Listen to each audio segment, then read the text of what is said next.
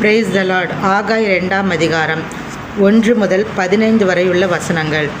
7ஆம் மாதம் 21ஆம் தேதியிலே ஆகாய் என்னும் தீர்க்கதரிசியின் மூலமாய் கர்த்தருடைய வார்த்தை உண்டாயிற்று. அவர், நீ செயல்தியேலின் குமாரனாகிய செருபாபேல் என்னும் யூதாவின் தலைவனோடும் யோசதாக்கின் குமாரனாகிய யோசுவா என்னும் பிரதான ஆசிரியனோடும் ஜனத்தில் மீதியானவர்களோடும் சொல்ல வேண்டியது என்னவென்றால், இந்த ஆலயத்தின் முந்தின மகிமையை கண்டவர்களில் உங்களுக்குள்ளே மீந்திருக்கிறவர்கள் யார்?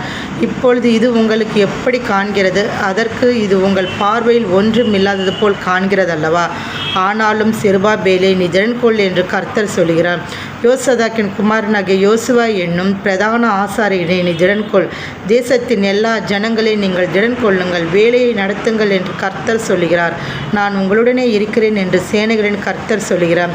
நீங்கள் எகிப்திலிருந்து புறப்படுகிற போது நான் உங்களோடு உடன்படிக்கை பண்ண வார்த்தையின்படியே என் ஆவியானவரும் உங்கள் நடுவில் நிலை கொண்டிருப்பார். பயப்படாதேயுங்கள், சேனைகளின் கர்த்தர் சொல்லுகிறார். கொஞ்ச காலத்துக்குள்ளே இன்னும் ஒரு தரம் நான் வானத்தையும் பூமியையும் சமுத்திரத்தையும் வெட்டாந்தரையும் அசைய பண்ணுவேன், சகல ஜாதிகளையும் அசைய பண்ணுவேன். சகல ஜாதிகளாலும் விரும்பப்பட்டவர் வருவார். இந்த ஆலயத்தை மகிமையினால் நிறைய பண்ணுவேன் என்று சேனைகளின் கர்த்தர் சொல்லுகிறார். வெள்ளியும் என்னுடையது, பொன்னும் என்னுடையது என்று சேனைகளின் கர்த்தர் சொல்லுகிறார்.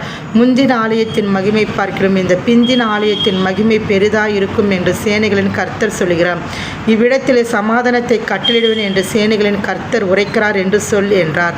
தரியுவின் 2ஆம் வருஷம் 9ஆம் மாதம் 24ஆம் தேதியிலே ஆகாய் என்னும் தீர்க்கதரிசியின் மூலமாய் கர்த்தருடைய வார்த்தை உண்டாயிற்று. அவர், ஒருவன் தன் வஸ்திரத்தின் தொங்கலிலே பரிசுத்த மாம்சத்தை கொண்டு போகையில் தன் வஸ்திரத்தின் தொங்கல் அப்பத்தை ஆகிலும் சாதத்தை ஆகிலும் திராட்சரசத்தை ஆகிலும் எண்ணெயை ஆகிலும் மற்றெந்த போஜன பதார்த்தத்தை ஆகிலும் தொட்டால் அது பரிசுத்தமாகுமோ என்று நீ ஆசானிடத்தில் வேத நியாயத்தை பற்றி கேள் என்று சேனைகளின் கர்த்தர் சொல்கிறார் என்றார்.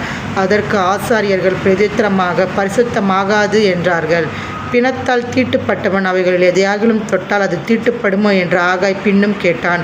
அதற்கு ஆசாரியர்கள் பிரதித்திரமாக, தீட்டுப்படும் என்றார்கள். அப்பொழுது ஆகாய், அப்படியே இந்த ஜனங்களும் இந்த ஜாதியாரும் என் சமூகத்தில் இருக்கிறார்கள் என்று கர்த்தர் சொல்கிறார். அவருடைய கைகளின் எல்லா கிரியைகளும் அப்படியே இருக்கிறது. அவர்கள் அங்கே கொண்டு வந்து படைக்கிறதும் தீட்டுப்பட்டிருக்கிறது.